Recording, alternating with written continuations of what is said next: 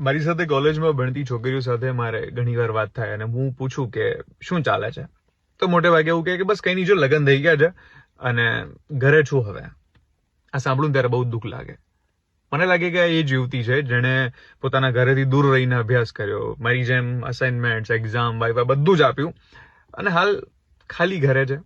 જો હું એ માણસ નથી કે જે ઘર પરિવારની જવાબદારી કે ઘર કામને કે બીજા કશે એને નાનું ગણતો, બધું જ સરખું છે, બધું જ રિસ્પેક્ટેબલ છે, પણ જે અભ્યાસ કર્યો છે, જેની સ્કિલ તમને મેળવી છે, એને અન્યાય નથી. જો એને થોડીક વધારે હિંમત કરી હોય, થોડુંક વધારે સોમાન દાખવ્યું હોત, તો કદાચ એ બીજું ઘણું કશું આનાથી સારું કરી શકત. અને એવું નથી કે તમે પોતાના કરિયર સાથે પરિવારને ન સાચવી શકો. ઘણા લોકો છે, અઢળક લોકો છે આ દુનિયામાં જે સાચવે છે.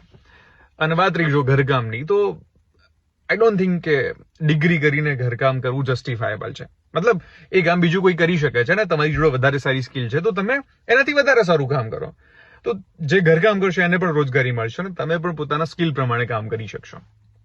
એટલે મને થાય કે યાર કદાચ એ સ્ત્રી જોડે તો અન્યાય છે, પણ એની સાથે એણે મેળવેલી ડિગ્રી જોડે વધારે અન્યાય છે.